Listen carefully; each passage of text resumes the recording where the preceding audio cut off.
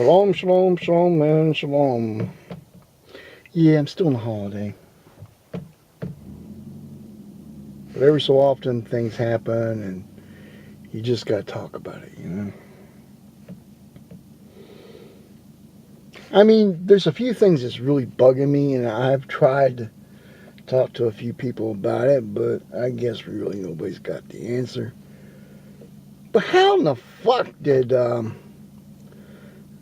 George Osborne get the Briton of the Year?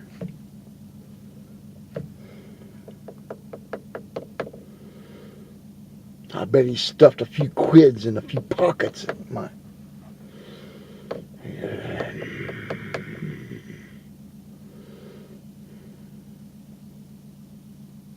If you look at the poll, there was a poll that was taken, I can't remember if it was the BBC or one of the other newspapers. And it says, do you think George Osborne actually deserved it? The answer was outstandingly no!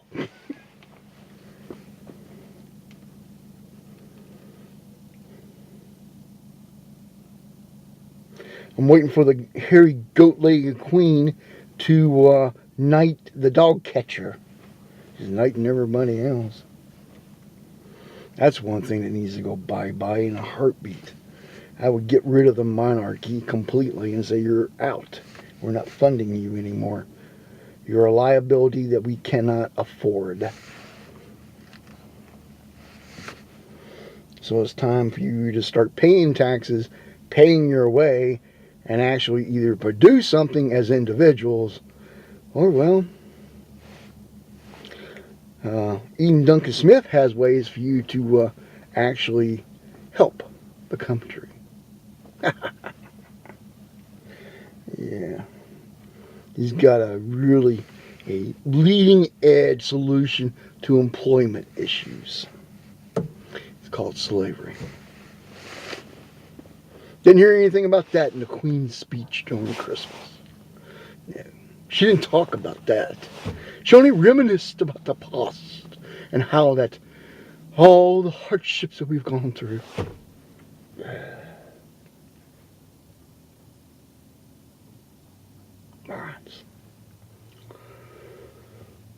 Either she's very sheltered from the truth,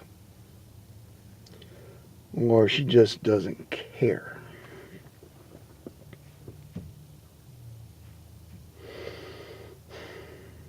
There's a bit of prophecy I remember from my old days that the next whatever king, queen, potentate or whatever of Britain will be the last. It will end with them. And I think that's going to pretty much come out to be fact. Not the way I'd like to see it, but it's going to happen.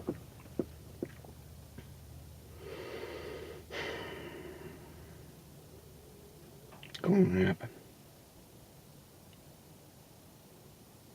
And we can have all the political back and forth, and I have it with a friend of mine, on forms of government and the way things should really work. Britain's sort of leaning, at least the groups I'm with, are leaning more towards a socialist, communist type of regime, which will be the end of the nation. End of the nation as we know it. Loose fuse. I was wondering where this thing went. Well, here's another topic that's popping up. Maybe atheists might have more of a take on this. But have you noticed that in your heavy doctrine, so-called Christianity, that anytime you bring up one of their sacred cows, it's like they've been gut shot? And we're talking theist versus theist. I mean, I'm not coming at them as something I'm not, like atheist or something else. I'm coming up against these people as a theist, saying, here, scriptures, here, history, here's proof and evidence. Donk, donk, donk, donk. You lose. He's like, oh, you're not one of us. Thank you. I don't want to be one of you. I want to go to heaven. I don't want to go to hell. It's a miserable place. Trust me, I've been there.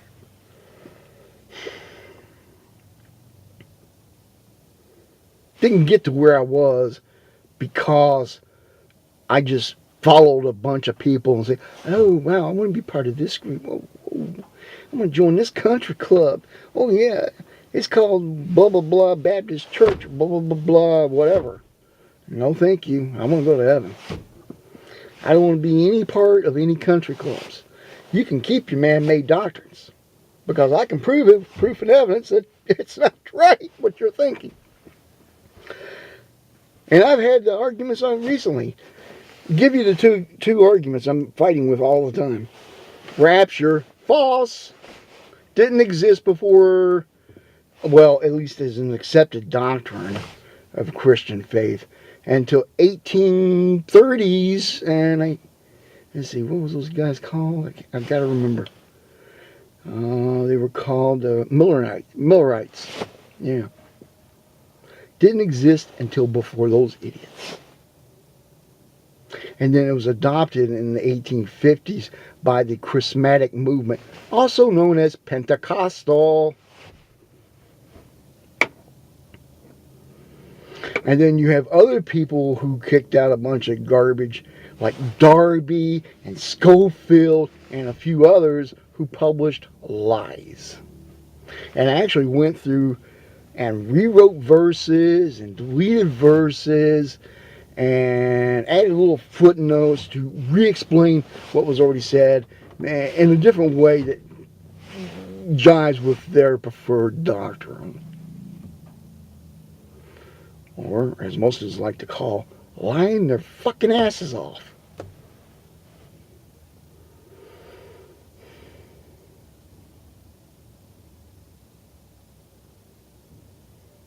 Just lying through their teeth. And I'm personally taking this as an offense, right? I mean, one, it really goes against who I really am. And I really always was. I mean, yeah, I had to fight through the doctrine nonsense myself alone, with only one person really helping me. That's the guy in charge who kept steering me different directions until I got in the right path.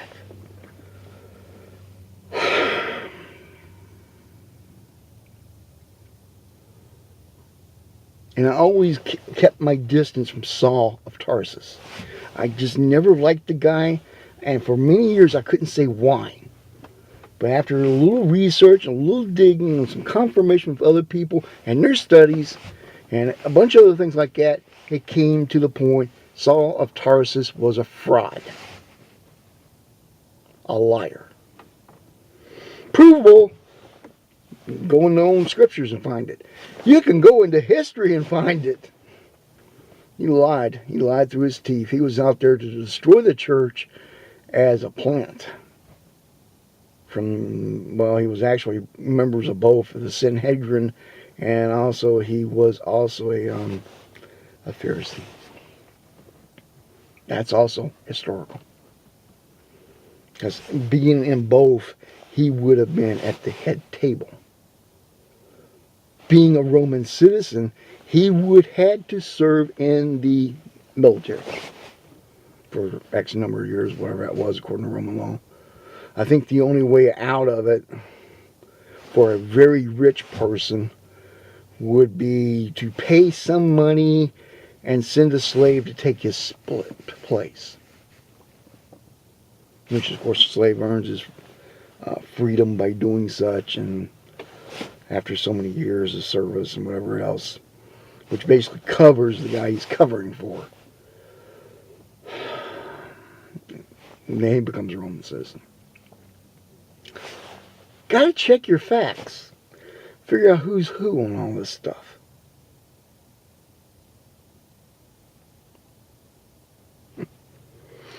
The other little doctrine, let's see, I've gone back and forth. I think I jumped off of the Rapture doctrine. I did. I mean, come on. You got Saul of Tarsus, who lied through his freaking teeth, who sowed lies with the truth, which is the only way a truth can be ever accepted. I mean, a lie can be accepted as a truth, is to sow it with a bunch of lies. Sorry, I got so many things running through my head, it's just crazy. And then you got the rapture nuts, who can't read. Matthew 13, Matthew 24, pulling off the top of my head, I think it's Luke 13.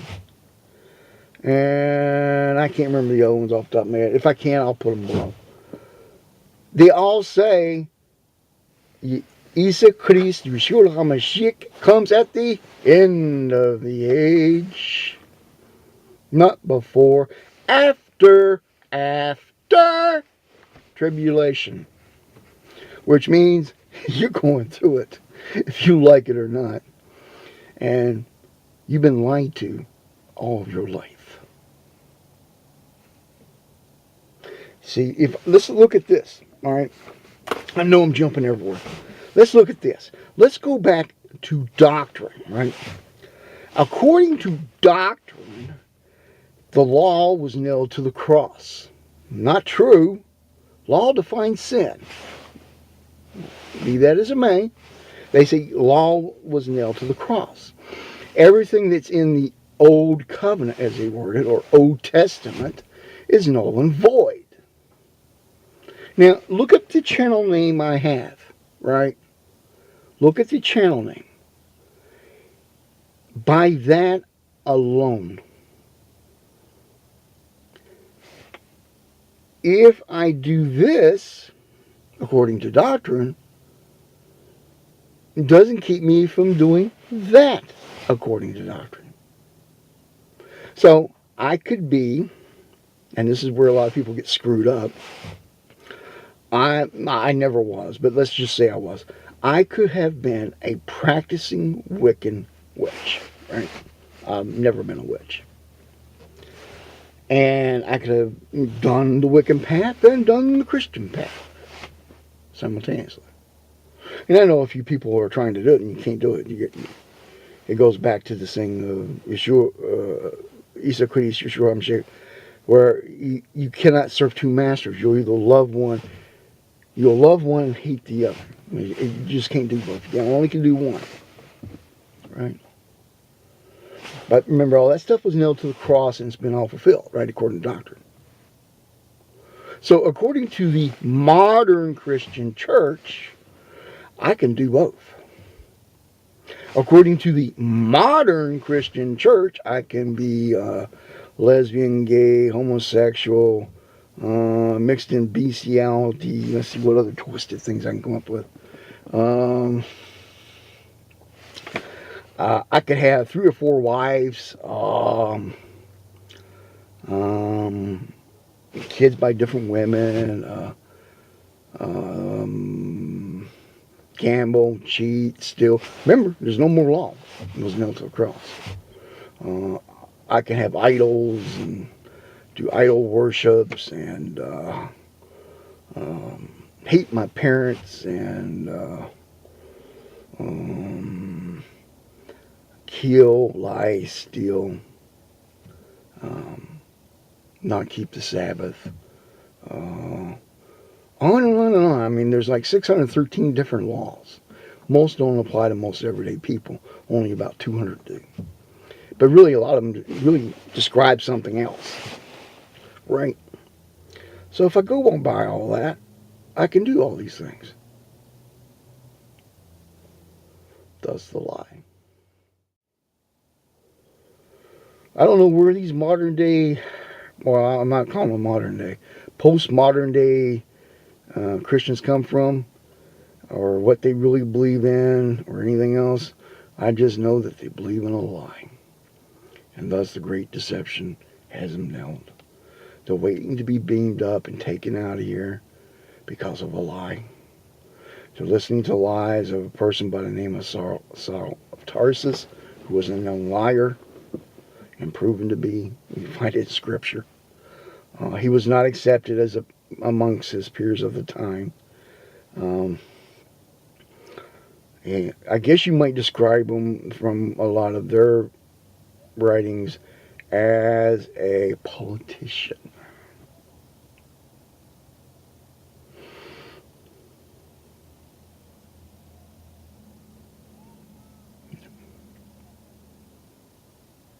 Apparently, even he didn't understand things. See, what Yeshua was always angry about was not that the rabbis were inducing the following of the law, but that the rabbis rewrote the law in their own twisted way as a guideline. It's called the Babylon Talmud. It was started in writing when they were in Babylon. It didn't reach maturity until they were out of Babylon, at least about 100 years later. No more than that. About 200 years later, it reached the known book now as the Babylon Talmud. And I'm sure they're rewriting it all the time. Toss that in the trash can. Follow the Word. The Word will never take you wrong. Except for the letters of Saul of Tarsus, which really was nothing more than him boasting and acting as a false apostle of his day. And I'm saying there's not some good things he said. You can always find some truth in the midst of a lie. But he's not somebody I would lead credence to. Right now I'm arguing with, let's see, an atheist, a wannabe Christian, and somebody who has a master's doctorate in theology from a given college, which is really a master's degree in doctrine, not the Bible. If he knew the Bible as well as he thought he did, he wouldn't be making the statements he is. And so goes the battle. Well, don't want this to go real long. I'll chop as much as I can to keep it short. And I am working on picking up my Nephilim teaching. And I'll start with part 5 when I can never force myself to record it. And then I'll publish it when I'm done with this section. But mostly this is just saying I'm still around. This is 2014. And, well, I'm still here. Take care. You will be hearing from me again. And McGraw, wherever it is you are, I mean, I know where you were, but I don't know where you are. Chaga Agam Ditch, as always. Shalom.